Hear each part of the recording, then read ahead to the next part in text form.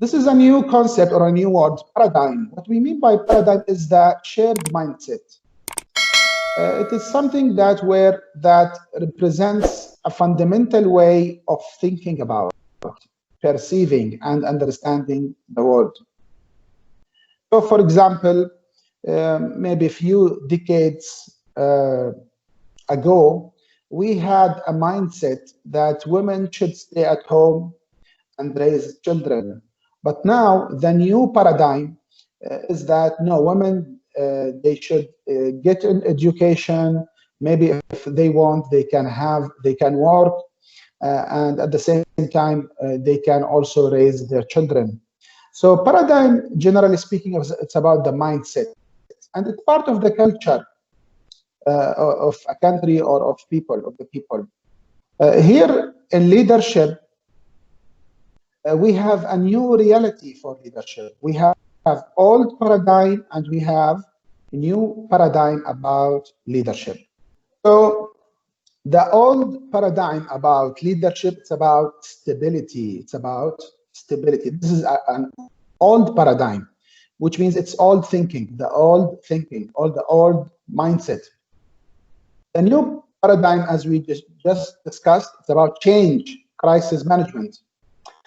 And because we are sorry for what happened to Lebanon a few days back, this is a typical reflection of this world. So if we have a strong leaders they can manage the crisis that they have in Lebanon, for example. We have a big crisis.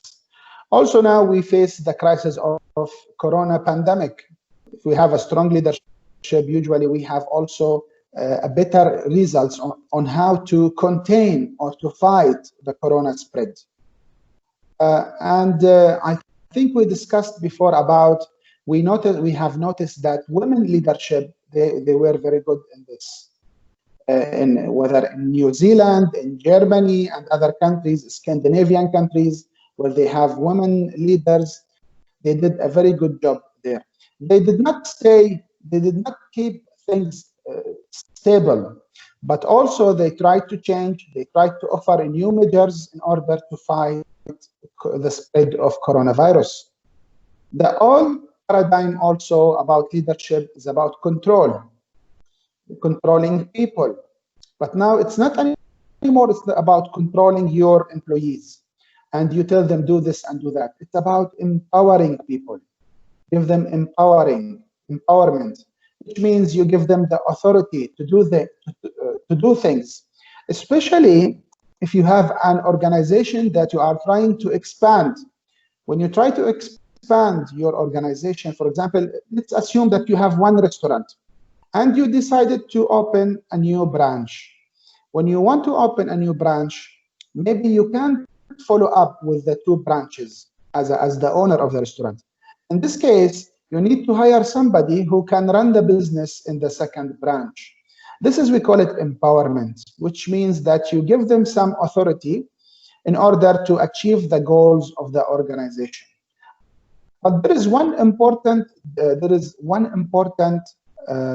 condition in order to give empowerment or to give authority to one of your employees, which is what's called skills. You should give them the right skills or the right training so they are able to do similar tasks that you do. This is very important.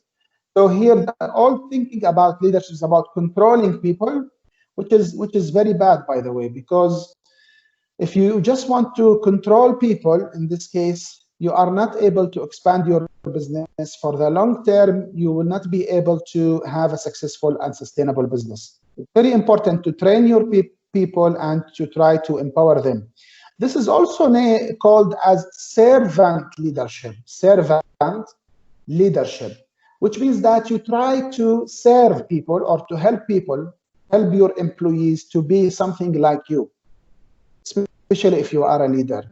So if you work in a business, and this is an important advice for young employees, if you are going to have a job and you feel that your leader is trying to help you to improve your skills and to learn new things, I advise you to stay in this organization, because this kind of leadership is very good for your future career. But if you feel that your leader doesn't care about you, he doesn't grow your skills, in this case, such as communication skills, customer service skills, dealing with money, for example, analyzing money, the revenues, the expenses, for example, after sales service, whatever is the skill, if you feel that your leaders or your top management, they don't improve your skills, I really advise you to leave this organization, because in this case, you are wasting your time. The idea from, especially when you are young, the idea when you work in a new organization, improve your skills, and eventually you can be in a better situation. Not only just taking money and taking salary, but also growing your skills. And that's very important. Competition. The old paradigm about competition is that leader is competing with his employees, or he's trying to make employees compete with each other. So, for example, he would say, okay, the first person who sells 100,000 KD, for example, he will get awards. So in this case, this organization has a culture of competition. It is not very healthy. Why? Because the idea here is you should not, when you work in a business and you feel that you are competing with other employees to satisfy the leader, this is not a very healthy, because here you are not working to create value for customers. Here you are trying to satisfy the leader, while it's better to satisfy to satisfy customers, and that's the idea, collaboration. All employees should work all together in order to create value for customers and not to try to satisfy the needs of the leader. Uniformity, which is opposite to diversity, which means as a leader, it's important to recruit people who based on their skills, not based on their nationality or their language or their culture. Many leaders, they try to recruit people who look like them. Actually, it's better to recruit people who has different skills, that maybe the organization need this kind of skills.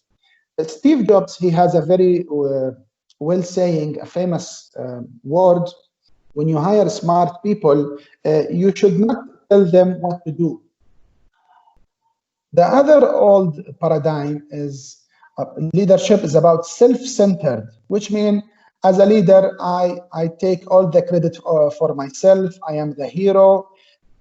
If the organization is successful, you will give the credit to yourself.